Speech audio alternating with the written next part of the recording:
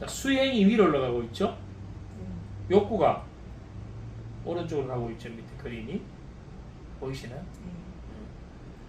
자, 중간 이게 우상향을 하고 있습니다. 이 그림이 우상향. 자, 요거는 뭐냐면 추동 이론 또는 다른 말로 욕구 이론이라고 합니다. 요 이론에 이거 뭐냐면 욕구가 일어날 때 뭐가 일어나나요? 각성이 와요. 욕구가 없으면 각성이 안 오죠. 욕구가 높아지면, 각성이 높아지면 수행이 향상된다라는 이론이 오네요. 아주 간단하죠. 각성이 높아질수록 수행이 잘 된다. 어떤 게 있을까요? 역기, 역도. 역도 같은 경우는 순간적으로 막 들어야 되잖아. 최고의 각성 상태를 유지해야 되죠. 각성시키는 거예요. 각성시키는. 그러니까 잠 올 때 어떻게 하나요? 운전하다 잠 오면 막 때리잖아요. 각성시키는 거예요. 그래서 각성이 높아지면 수행이 더 좋아진다. 일부 요게 해당되는 게 뭐냐면 단순한 어떤 운동 수행, 단순한 기능, 기술 이런 건 요 이론에 잘 맞죠. 그러나 이건 한계가 있다. 왜냐하면 이 이론으로 보면 골프에서 최고로 각성이 높아야 그러면 잘 되는가? 축구에서 각성이 최대로 높아야 되는가? 이건 이론적 한계가 있다. 그러나 단순한 어떤 수행, 단순한 기능에는 이 이론이 맞는 경우도 있다. 이걸 추동 이론 또는 욕구 이론이라고 하는 거예요. 이걸 이제 공부해 보면서 각성이나 불안이 반드시 나쁜 건 아니다. 영유 가설이라니 나오는데 유자를 잘 한번 보세요. 이 그림을 뒤로 한번 넘겨보세요. 이 유자를 바가지를 거꾸로 놔은 모양이에요. 그래서 앞에 장에 뭐라고 적어놨나요? 영유라는 건 유를 거꾸로 해놨다. 같은 그림을 보고 설명을 드리는 게 나아요. 이렇게 보세요. 이 유를 역으로 놔는 모양이다. 그죠? 자, 요 이론은 뭐냐면 각성 수준이 너무 낮을 때는 운동 수행도 낮다. 근데 각성 수준이 너무 높아지니까 운동 수행이 또 낮아진다. 이해가 되죠? 그러면 요 이론으로 보면 여기가 가장 수행이 높은 자리잖아. 어떤 때인가요? 너무 낮지도 않고 너무 높지도 않고 적정한 각성 수준에서 가장 높은 운동 수행을 보이더라. 그래서 100m 달리기를 하는데 너무 느슨해서 스타트가 안 되는 거예요. 너무 긴장해버리면 굳어가지고 몸이 움직이지 않는 상태가 되겠죠. 그래서 적정한 각성 수준이 필요하다. 그럼 이건 운동 종목과 기술과 선수 개인의 특성에 따라서 이 각성 수준은 전부 다 다를 수 있다. 핵심은 그거예요. 적절하게 각성을 하는 것이 좋다. 그러면 우리가 운동을 하는 선수가 약간의 긴장이나 약간의 불안을 느끼는 것 자체가 나쁜 건 아니다 이 말이에요. 그 상태에서 가장 높은 에너지를 낼 수 있고 운동 수행을 잘 할 수 있으니까. 다만 그 단계를 뛰어넘어가 버리면 여기 이제 뛰어넘어간 거예요. 수행이 어떻게 되나요? 점진적으로 내려온다. 종목별 적정 수준이 다 다르죠. 낮아야 좋은 게 뭐가 있나요? 대표적으로 이번에 올림픽에서 양궁. 아주 높아야 되는 거. 역도, 턱걸이, 투포. 이건 아주 높아야 되겠죠. 그러면 이 각성은 운동을 아주 최상으로 할 수 있는 그 수준을 세팅하는 거거든. 그럼 각성이 낮아야 되는 것도 있고 높아야 되는 것도 있고 또 그 종목이라 하더라도 요 기술을 할 때는 낮아야 되고 요 기술을 할 때는 높아야 된다. 그래서 야구 투수가 공을 던지기 전에는 각성 수준을 낮춰야 되겠죠. 그래서 준비 동작에서는 어느 정도 각성을 좀 올려야 되겠죠. 던질 때는 높은 각성을 만들어내야 되겠죠. 그렇게 종목별 적정 수준도 있고 그 기술과 수행 과정에서도 각성 수준은 달라진다. 단순한 기술을 할 때는 각성이 높은 게 좋죠. 복잡한 기술을 할 때는 각성이 높으면 뇌에서 유연성을 상실해버렸어요. 각성이 높아질수록 우리는 더 경직된 상태, 더 폭을 좁혀주죠. 지금 선생님이 저를 보고 있잖아요. 지금은 요 수업에 가장 알맞은 각성 상태를 만들기 때문에 그 위에 나머지를 차단시키죠. 자, 그래서 요 그림을 잘 보시면 골프 퍼팅은 각성 수준이 뭐? 낮은 게 수행에 가장 좋다. 이게 벤치프레스 확 무거운 거. 드는 거 뭐? 각성 수준이 높을 때 수행이 높아진다.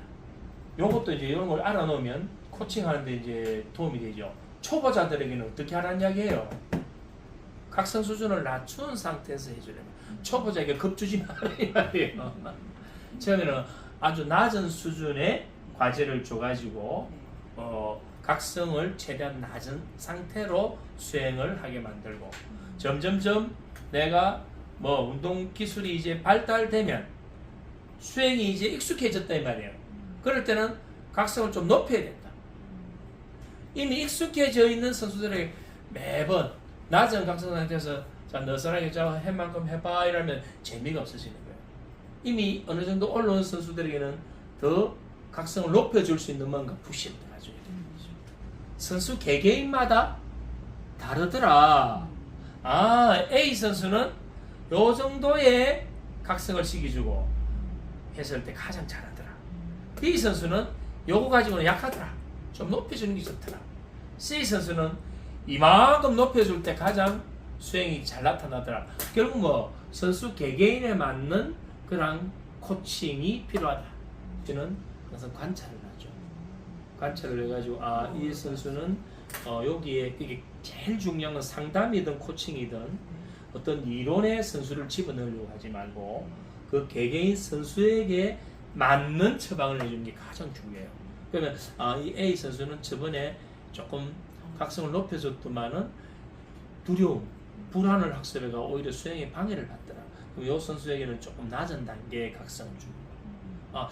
이 선수는 전에 낮은 단계의 어떤 그걸 접목해보니까 뭔가 흥미를 잃어버리더라. 오히려 집중을 못하더라. 조금 높여줄 때 더 뛰어나더라. 그럼 그 개인에게 맞춰주는 거예요. 그러기 위해서는 선수별 그 최적 수행 지역 요걸 코치가 파악을 해야 됩니다. 그 코치가 그냥 뭐 단순히 뭐 시키는 게 아니고 선수를 관찰해서 어떤 선수는 어떤 특성을 갖고 있는지 알아가지고 거기에 맞춤 프로그램을 설계하고 그것을 코칭할 수 있습니다. 코치가 공부해야 되는 이유가 이제 이런 걸 보면 나오잖아요. 불안의 다차원적 이론. 불안이 꼭 그렇게 단순히 각성과 수행으로만 볼 게 아니다. 이걸 좀 더 한번 복합적으로 한번 보자. 인지적이라는 것은 어떻게 보고 어떻게 해석하는가를 뜻하는 거예요. 인지적 불안. 그럼 인지적 불안은 실제 불안 상황이나 불안 요인이 없음에도 불구하고 이게 불안한 거구나라고 해석을 해서 불안한 반응을 나타내는 게 인지적 불안이에요. 생리적, 신체적 박동이 빨라진다든지 혈압이 올라간다든지 이런 게 올라오는 거. 그럼 이건 운동을 하기 위한 어떤 워밍업 상태에서 올라오는 거잖아요. 그래서 이 그림을 아주 쉽게 이해하는 방법은 이게 뭐죠? 빨간색이 신체적 불안은 이게 아까 뭐였죠? 역유. 너무 낮지도 않고 너무 높지도 않는 신체적 각성은 적정 수준 이론에 부합한다. 그죠? 근데 요게 뭐였나요? 인지적 불안은 높아야 좋나요? 낮아야 좋나요? 낮을수록 좋다. 낮을수록 수행이 높아진다. 요렇게 보면 이걸 내가 해석을 긍정적으로 해석을 하는 것이 도움이 된다 이 말이고 신체는 적절하게 뭐 해줘야 된다? 각성을 시킨다. 요게 인지적 불안은 낮고 신체적 불안은 적정 수준을 유지할 때 운동 수행이 가장 좋아진다. 그래서 양궁을 비유를 하자면 양궁을 하기 위해서 신체적인 뭐 적정한 각성이 필요한 거죠. 인지적 불안은 최대한 낮춰야 된다. 그 상태를 설명하는 거예요. 이게 불안의 다차원적 이론 격변이론, 격변이라는 건 갑자기 확 떨어지는 거, 갑자기 확 변화하는 걸 격변이라고 그래요. 우리 흔히 스포츠 상황에서 멘탈 붕괴 왔다, 입스 왔다 하는 게 전부 다 이거예요. 그럼 격변 이론은 잘 보세요. 역류 이론과 같이 똑같이 올라가잖아요. 낮은 각성 상태에서 수행도 낮은데 어느 정도 이제 올라오니까 뭐 수행이 이제 몸 풀렸다 이 말이에요. 근데 잘 보세요. 이게 역류 가설은 완만하게 수행이 떨어지잖아요. 이건 어떻게 되나요? 갑자기 뚝 떨어져 버렸죠. 뚝 떨어져 버렸다. 그래서 이걸 격변 이론이라고 하는 거예요. 그럼 갑자기 뚝 떨어지는 이유는 뭘까요? 성에 대한 통제가 안 되거나 또 미래의 어떤 결과 예측을 하게 되거나 또 어떤 특별한 특수한 어떤 뭔가 자극이 들어가서 자기 안에 있는 그 부정적 그 정서를 순간적으로 탁 건드려 버리면 과거에 그런 경험이 있었다든지 그런 거에 의해서 순간적으로 멈춰버려요.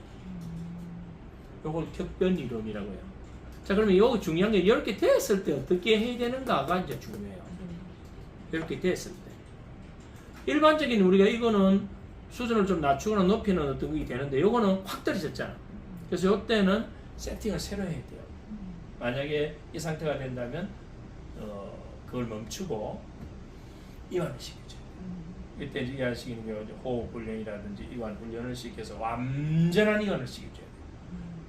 완전한 이완을 시켜주면 어떤 상태가 되느냐면 리셋돼요.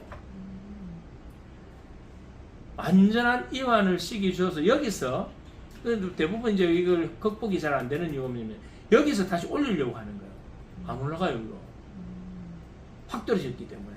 그럼 이거는 뭐냐면 완전한 이완을 통해서 다시 어디로 올려야 되냐면 여기도 아니에요. 요렇게 요점에 올려줘야 되는 거예요. 그래서 다시 각성이 올라가도록 해야 되는데 이건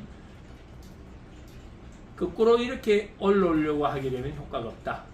완전한 이완 후에 다시 각성을 시켜서 올라오면 정상적인 수행이 가능하다. 이렇게 보는 거예요.